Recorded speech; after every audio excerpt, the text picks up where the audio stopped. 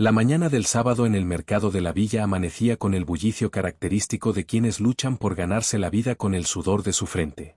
Entre los puestos de frutas brillantes, telas coloridas y artesanías de barro, estaba el puesto número 47, el más pequeño y modesto de todos. Allí, Samuel atendía con una sonrisa tranquila. Vendía miel. No era la miel más fina, ni venía en frascos de diseño con etiquetas elegantes. Era miel pura de abeja, recolectada por él mismo en las colinas detrás de su humilde casa, y se presentaba en simples tarros de cristal reutilizado, meticulosamente limpios. Samuel era un hombre de unos 50 años, de manos callosas y mirada serena. Su ropa, aunque impecablemente limpia, estaba remendada con discreción en los codos. La fama de Samuel en el mercado no era por su miel, sino por su extrema humildad y su aparente conformismo. Mientras otros proclamaban a gritos la superioridad de sus productos, él solo esperaba, ofreciendo una muestra en una cuchara de madera a quien se detuviera. La mejor miel de la región, hecha con paciencia, murmuraba, pero su voz se perdía en el alboroto. Los otros comerciantes, especialmente don Rigo, el robusto vendedor de quesos importados y embutidos selectos, y la señora Elvira, dueña de las telas más exóticas, solían intercambiar miradas burlonas. «Mira al poeta de la miel», decía Rigo, voceando fuerte para que Samuel escuchara. «Pasa la semana entre flores y abejitas, y el sábado viene a vender, ¿eso?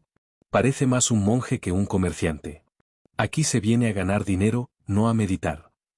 Las risas resonaban alrededor. Samuel solo bajaba la cabeza un instante, luego la alzaba con la misma sonrisa pacífica. Sabía que su miel era buena, honesta, un regalo directo de la naturaleza.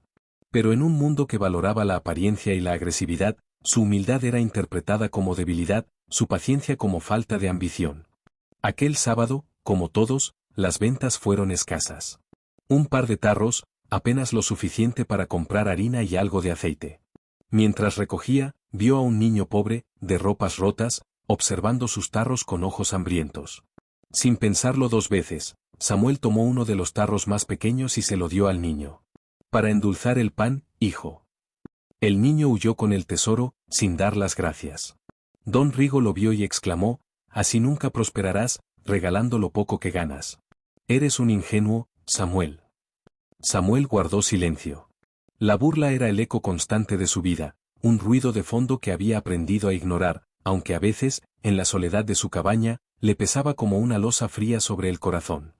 Los sábados se sucedían con monotonía gris. La burla se había institucionalizado. Algunos clientes jóvenes, imitando a don Rigo, se acercaban a Samuel solo para preguntar con sorna: «¿Esta miel trae certificado de abejas felices?», antes de marcharse riendo. Samuel era el chivo expiatorio perfecto, el hombre cuya bondad inexplicable hacía que los demás se sintieran incómodamente codiciosos, y por eso redoblaban su desprecio. Una tarde, ya cerca del final de la temporada de floración, ocurrió algo distinto. Un automóvil largo y lustroso, un artefacto de otro mundo en los adoquines del mercado, se detuvo a la entrada. De él bajó un hombre alto, con traje claro y aire de importancia. Era el señor Montenegro, el empresario más rico de la provincia, dueño de tierras, fábricas y, se rumoreaba, hasta de un viñedo en el extranjero. Caminó por los pasillos con su asistente, quien tomaba notas en una tablet. El mercado entero contuvo el aliento. Todos se pusieron erguidos, alisaron sus delantales, comenzaron a vocear con un entusiasmo exagerado. «Quesos curados al estilo ancestral, señor Montenegro», gritaba don Rigo. «Sedas traídas de Oriente, de una suave exquisitez», pregonaba la señora Elvira. Montenegro pasó de largo, con una sonrisa cortés pero distante. Sus ojos, sin embargo, se detuvieron en el puesto 47. Allí no había gritos, ni aspavientos. Solo un hombre sereno, sentado en un taburete bajo, leyendo un libro viejo. Montenegro se acercó. «¿Qué vende, amigo?». Samuel cerró su libro y se puso de pie. «Miel, señor. Miel de las colinas, de romero y tomillo». Ofreció la cuchara de muestra. Montenegro probó una gota. Sus ojos se cerraron un instante. «Interesante, un sabor complejo, salvaje. No es uniforme como la industrial». Samuel asintió. «Cada tarro es único, como el lugar y el día en que se recolectó». Montenegro miró alrededor, vio la pobreza evidente del puesto, la ropa humilde de Samuel. Luego, Con una voz que pretendía ser generosa pero que sonaba a decreto, hizo su oferta. Tiene un producto con potencial. Pero esto no es manera de comercializarlo. Le ofrezco comprarle su colmenar. Todas sus abejas, su método, su esencia. Le pagaré una suma que le parecerá justa. Usted me enseñará a mis empleados lo básico durante un mes, y luego podrá retirarse. Con el dinero, podrá vivir modestamente sin necesidad de trabajar más. Era la oferta que cualquiera en el mercado habría aceptado de inmediato, llorando de gratitud. Pero Samuel la sintió como un golpe bajo. Le ofrecían comprar su quietud, su rutina sagrada con las abejas, el susurro de las colinas al amanecer. Señor Montenegro, dijo con una calma que sorprendió al magnate, agradezco su oferta. Pero mis abejas no son mías para venderlas. Yo soy su custodio. Y esta miel no es solo un producto. Es el resultado de un diálogo. No puedo venerar el silencio de las colinas y luego vendérselo a una fábrica. Un silencio incómodo cayó sobre los puestos cercanos, que habían estado escuchando con avidez. Don Rigo no pudo contenerse, pero está usted loco, Samuel. Es la oportunidad de su vida. Montenegro frunció el ceño, desconcertado y un tanto ofendido. La humildad es una virtud, amigo mío, pero la necedad no. Piénselo. Volveré en un par de semanas. Y se fue. La burla, aquella tarde, alcanzó niveles épicos. El custodio de las abejas.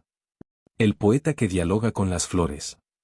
Samuel empacó más rápido que de costumbre, y por primera vez en años, se fue a casa con los ojos nublados por la frustración y una punzada de duda. ¿Había sido un necio? ¿Era su humildad, en realidad, orgullo disfrazado? La naturaleza, a veces, parece resonar con el estado del alma humana. Aquella noche, una tormenta de una violencia inusitada se desató sobre la región. Vientos furiosos azotaron los cerros, y una lluvia torrencial, helada, cayó durante horas. Samuel, en su cabaña de madera y adobe, velaba inquieto. Pensaba en sus colmenas, expuestas en la ladera sur, protegidas solo por unos viejos techos de madera y su fe en la clemencia del tiempo. Al amanecer, con el cielo aún gris y goteante, subió a las colinas. El panorama era desolador. Los vientos huracanados habían volcado y destrozado más de la mitad de sus colmenas. Troncos caídos, ramas rotas y un silencio fúnebre habían reemplazado el zumbido vital de la mañana. Abejas muertas o moribundas se amontonaban en el barro. Su fuente de sustento, su razón de ser, yacía hecha añicos. Samuel se dejó caer de rodillas en la tierra embarrada. No lloró, pero una profunda desesperación, fría como la lluvia de la noche, se apoderó de él. La burla del mercado, la oferta despreciativa de Montenegro, todo parecía converger en este momento de absoluta ruina. Tal vez todos tenían razón.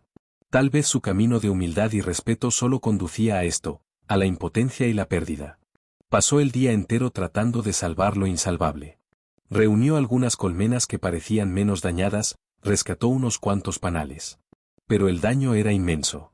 Calculó que, en el mejor de los casos, podría llenar unos 20 tarros para el resto de la temporada. Era el fin. Bajó a la villa, cansado y cubierto de lodo. La noticia ya había corrido. Don Rigo, al verlo pasar, sacó la cabeza de su puesto. Oh, el gran custodio. Parece que la naturaleza no quiso dialogar hoy, Samuel? La risotada fue cruel. Otros comerciantes murmuraban, algunos con genuina lástima, otros con ese extraño alivio que produce ver confirmados los propios prejuicios, el bueno siempre termina perdiendo. Samuel no respondió. Compró lo mínimo con sus últimos ahorros y se enclaustró en su cabaña. La bendición, si es que existía, parecía haberlo abandonado por completo. En su desgracia, sin embargo, había semillas de algo distinto. Su total despojo lo había vaciado también del miedo al que dirán. Ya no tenía nada que proteger, ni siquiera su dignidad, que yacía hecha trizas junto a sus colmenas. En ese vacío, una extraña calma comenzó a gestarse, una aceptación amarga pero profunda. El sábado siguiente, Samuel fue al mercado con solo 20 tarros. No era la humildad de antes, era la evidencia física de la derrota. Se sentó en su taburete, pero no abrió su libro. Solo miraba al frente, con una resignación que incluso hizo callar a algunos de sus burladores. Don Rigo, sin embargo, no podía resistir la tentación del golpe de gracia. Miren, la cosecha del desastre. Miel con sabor a lágrimas, seguro es más cara. Samuel lo ignoró. Vendió unos pocos tarros a clientes ancianos que siempre le habían sido fieles y que compraban más por caridad que por otra cosa. Al caer la tarde, solo le quedaba un tarro. Estaba a punto de guardarlo cuando vio una figura menuda y anciana, vestida con ropas oscuras y sencillas, apoyada en un bastón, observándolo desde el otro lado del pasillo. Sus ojos, de un azul pálido pero intenso, estaban fijos en él. Samuel sintió algo, una extraña familiaridad, como si esa mujer lo hubiera estado observando desde hacía mucho tiempo. La mujer se acercó con pasos lentos pero firmes. ¿Es esta su última miel?, preguntó, con una voz suave pero clara. Sí, señora. La última de esta temporada, quizás la última de todas. La mujer asintió. La tormenta fue cruel. Pero a veces, lo que el viento se lleva, lo deja en otro lugar. Samuel frunció el ceño, sin entender. La mujer extendió una mano rugosa y tomó el tarro. Yo quiero este. Pero no tengo dinero para pagártelo como merece. Samuel iba a decir que se lo regalaba, como había hecho con el niño, pero la mujer lo interrumpió. En lugar de dinero, te daré dos cosas. Un consejo y una semilla. Samuel, por educación, asintió en silencio. El consejo es este: tu miel es buena porque no forcejeas. No fuerzas a las abejas, no fuerzas la tierra, no fuerzas a la gente. Pero tras la tormenta, la tierra queda removida. Ve a la parte más alta de tu colina, a la zona rocosa donde nunca pusiste colmenas porque parece estéril. Remueve la tierra ahí, con tus propias manos. Planta esta semilla. Y depositó en la palma de Samuel una semilla extraña, rugosa y oscura, del tamaño de una uva. ¿Qué es?, preguntó Samuel. Una promesa, dijo la mujer. Y ahora, el tarro es mío.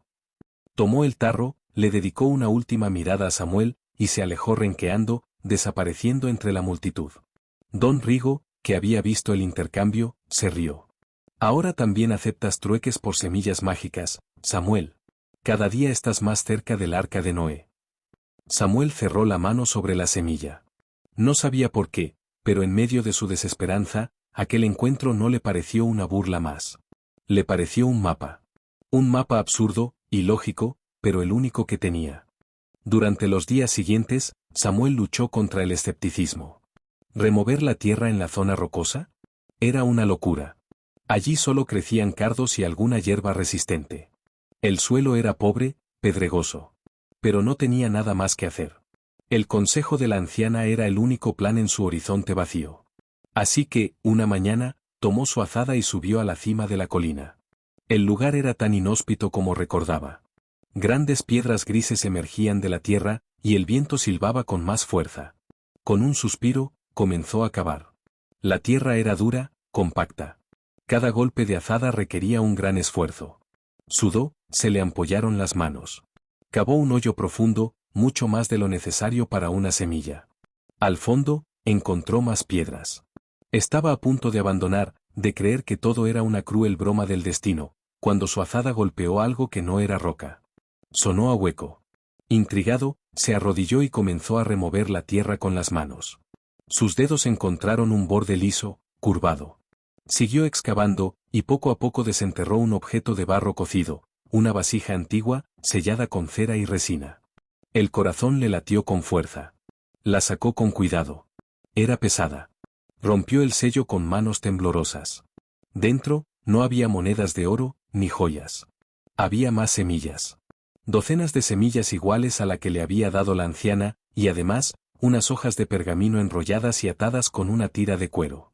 Con el tesoro en sus brazos, corrió de vuelta a su cabaña.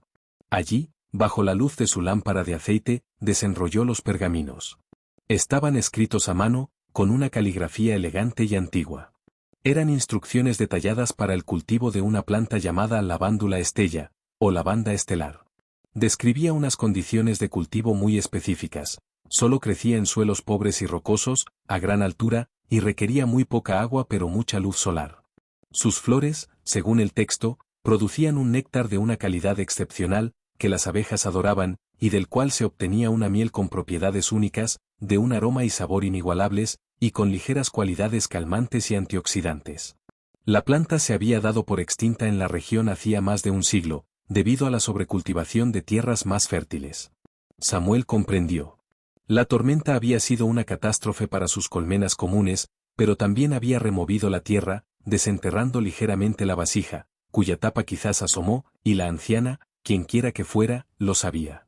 No era una bendición caída del cielo, sino una que había estado enterrada, esperando, en el lugar más inesperado, su propia tierra, que él siempre había considerado la peor. La humildad de no forzar el terreno fértil lo había llevado a no tocar esa zona. Y ahora, esa misma humildad lo ponía ante un secreto que podía cambiar todo. Samuel pasó las siguientes semanas en un estado de febril discreción. Durante el día, seguía yendo a su colmenar dañado, tratando de reconstruir lo poco que podía, pero su mente y su corazón estaban en la cima rocosa. Por las noches, estudiaba los pergaminos. Las instrucciones eran claras, pero el proceso era lento. La lavándula estella tenía un ciclo de crecimiento peculiar. Debía plantarse al final del verano y pasaría el otoño y el invierno desarrollando un sistema radicular profundísimo, antes de brotar con fuerza la siguiente primavera. Samuel plantó las semillas en el hoyo que ya había cavado y en otros que hizo cerca, siempre en zonas pedregosas y elevadas. Regó con moderación, confiando en las lluvias otoñales. No dijo una palabra a nadie. En el mercado, su situación era aún más precaria. Sin apenas miel que vender, su presencia se volvió casi fantasmal. Don Rigo ahora se burlaba de él por su pereza. ¿Ya ni siquiera traes miel, poeta? ¿Te dedicas solo a contemplar las nubes? Samuel solo sonreía, una sonrisa diferente, no de resignación, sino de quien guarda un secreto profundo. Algo así, don Rigo. Estoy esperando una nueva floración. La respuesta provocaba carcajadas. Una nueva floración en invierno. Este sí que se ha vuelto loco de remate. Mientras, la semilla de la duda que Montenegro había plantado, brotó en otra dirección. El empresario, intrigado por el rechazo de Samuel y luego enterado de su desgracia, envió a su asistente con una nueva oferta, más baja, pensando que ahora Samuel estaría desesperado. El señor Montenegro es compasivo. Sabe de su mala racha. Ofrece comprar el terreno de las colinas, incluido el colmenar dañado, por una suma que le permitirá un modesto retiro. Samuel recibió al asistente en la puerta de su cabaña. Tras él, se veían las colinas bañadas por la luz otoñal. Dígale al señor Montenegro, dijo Samuel con una serenidad que desconcertó al joven, que mi tierra está pasando por un periodo de renovación. No está en venta. Ni ahora, ni creo que lo esté nunca. El asistente se fue frustrado. Montenegro, al enterarse, encogió los hombros. Un orgulloso pobre. Al final, el hambre lo doblegará. Pero Samuel no sentía hambre. Sentía una paciencia nueva, alimentada por la certeza subterránea de las semillas. El invierno llegó, crudo y frío. Samuel pasaba los días cuidando sus pocas colmenas sobrevivientes y vigilando sus pequeños cultivos secretos bajo la escarcha. La bendición no era un milagro instantáneo, era un pacto con el tiempo, una apuesta por lo invisible. El invierno fue largo y duro, pero finalmente dio paso a una primavera tímida. Samuel subía a la cima casi a diario, conteniendo la esperanza. Una mañana de sol claro, vio los primeros brotes verdes, pequeños y resistentes, asomando entre las rocas. Su corazón dio un vuelco. Las semillas habían germinado. Conforme pasaban las semanas, los brotes se convirtieron en arbustos compactos de un verde grisáceo, y luego, con el calor de finales de primavera, comenzaron a aparecer los capullos. Y entonces, una mañana, ocurrió. La cima rocosa se transformó. Los arbustos estallaron en una floración espectacular, espigas largas y densas de unas diminutas flores de un color púrpura tan intenso que casi parecía violeta, con un leve brillo aterciopelado bajo el sol. El aroma era sobrecogedor. No era el aroma suave de la lavanda común, era más profundo, más complejo, con notas amaderadas y un toque fresco, como el aire después de una tormenta. Samuel se sentó entre sus plantas, embriagado por el perfume. Pronto llegaron las invitadas de honor. Primero una, luego 10, luego cientos. Abejas de sus propias colmenas, y también abejas silvestres de los alrededores, se lanzaron sobre las flores en un frenesí de zumbido feliz. Era como si hubieran estado esperando este banquete toda su vida. Samuel observó, maravillado. Las abejas trabajaban en las flores con una energía que no había visto antes. En pocos días, notó que las colmenas, aún débiles, comenzaban a llenarse de una miel de un color ámbar muy claro, casi dorado pálido, con un aroma que impregnaba el aire alrededor de las colmenas. Cuando extrajo los primeros panales, con sumo cuidado, y probó la miel, supo que todo había cambiado. El sabor era indescriptible. Era floral, por supuesto, pero con una profundidad, una suavidad y un regusto fresco que permanecía en el paladar. Era, sin lugar a dudas, algo único. Y entonces recordó los pergaminos. Hablaban no solo del cultivo, sino de la miel. La llamaban miel de estrella, y decía que antaño era un producto de reyes y boticarios, valorado tanto por su sabor como por sus propiedades. Samuel llenó un primer tarro. Lo sostuvo a la luz. Era oro líquido. Su humildad no había desaparecido, pero ahora estaba fundida con un conocimiento profundo. Tenía un tesoro, pero no uno para explotar con avaricia. Tenía una responsabilidad. Y también, por fin, tenía una respuesta a todas las burlas. Samuel no llevó la nueva miel al mercado de inmediato. Primero, hizo varias pruebas. Confirmó que las propiedades calmantes eran reales. Una cucharada en una infusión de tila le producía un sueño profundo y reparador. Estudió los pergaminos para aprender el envasado adecuado. Limpió y esterilizó sus mejores tarros de cristal, simples pero impecables.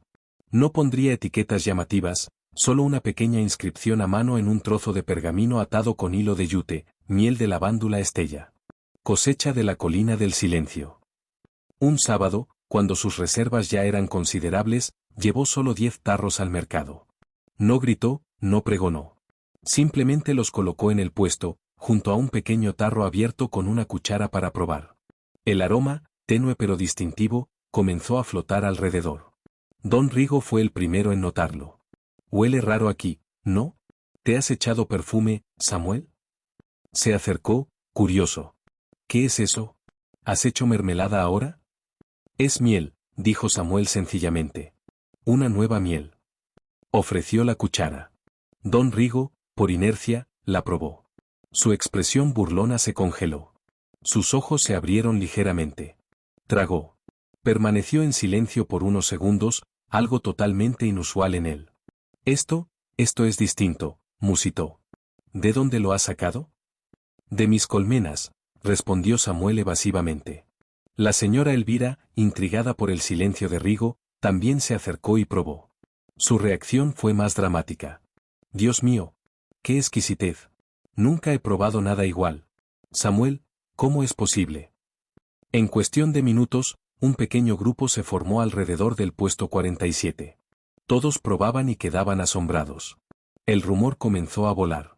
«Samuel tiene una miel milagrosa. Dicen que cura el insomnio.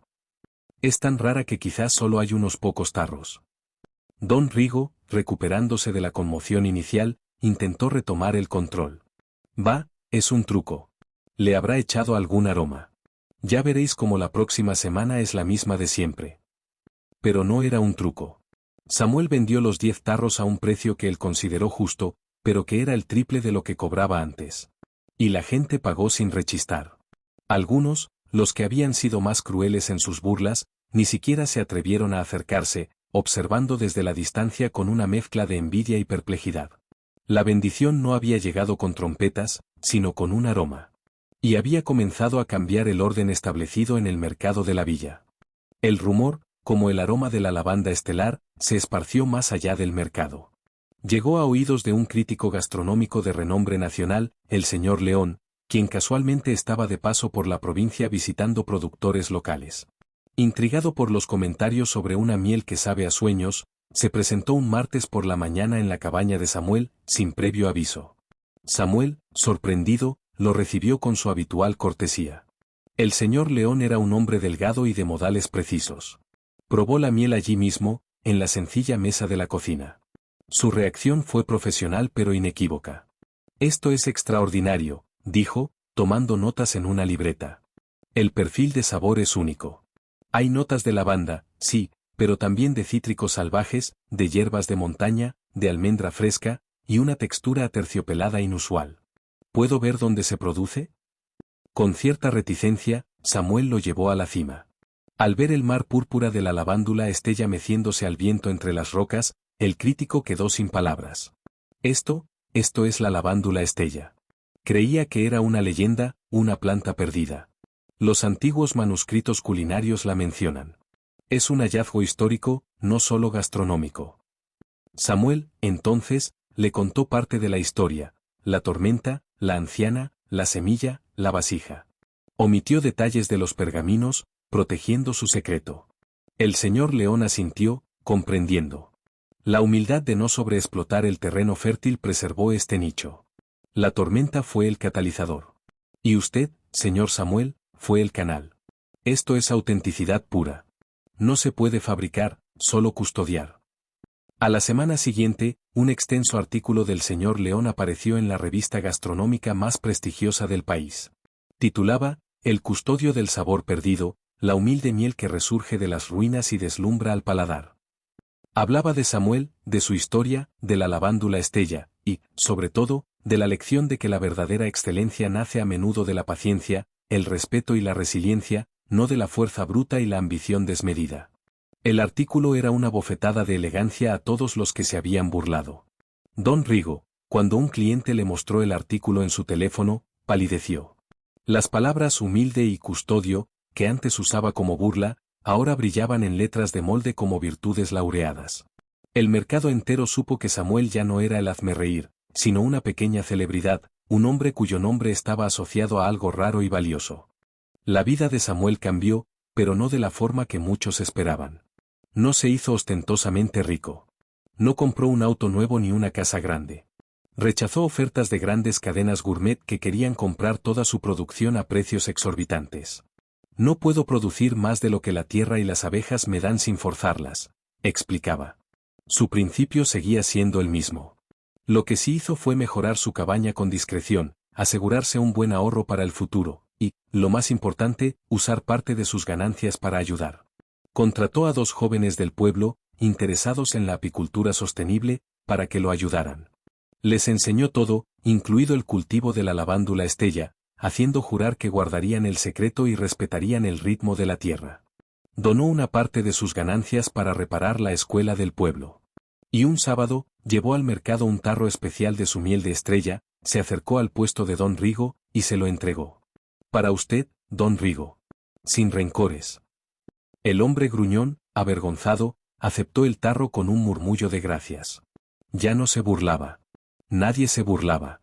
La envidia persistía en algunos, pero se había transmutado en respeto, o al menos, en un reconocimiento silencioso. Una tarde, el señor Montenegro volvió a aparecer. Esta vez, sin su automóvil llamativo, caminando solo por el sendero hasta la cabaña. Samuel lo recibió en la puerta. Vine a disculparme, dijo el empresario, con una sinceridad que sorprendió. Leí el artículo. Entendí mal su negativa. Usted no vendía un producto, protegía un legado. Y el mercado, al final, ha premiado eso, de la forma más inesperada. Samuel asintió. No fue el mercado, señor Montenegro. Fue la tierra. Yo solo escuché. Montenegro le ofreció, esta vez, una sociedad justa. Él pondría el capital para crear un pequeño santuario de la lavándula Estella, una reserva natural protegida alrededor de las colinas, con Samuel como director y custodio vitalicio. Una forma de proteger el hallazgo y asegurar su sostenibilidad. Samuel, tras pensarlo, aceptó. No por el dinero, sino porque era la forma de proteger a sus abejas y sus flores para siempre. La bendición había llegado, sí. No como un rayo que transforma todo en un instante, sino como una semilla que estuvo dormida bajo las piedras de la adversidad y la burla. Floreció cuando el custodio, aún herido y sin nada, tuvo la fe suficiente para cavar en el lugar que todos consideraban estéril. Ahora, Samuel pasea al atardecer por su colina, entre el zumbido de las abejas y el aroma de las estrellas púrpura. Las risas burlonas son un eco lejano, reemplazado por el silencio respetuoso del viento y el rumor de un secreto que, al compartirse con humildad, se convirtió en una bendición para muchos. La miel más exquisita no nació de la fuerza, sino de la aceptación, no del grito, sino del susurro, y su dulzura fue, al final, la respuesta más elocuente.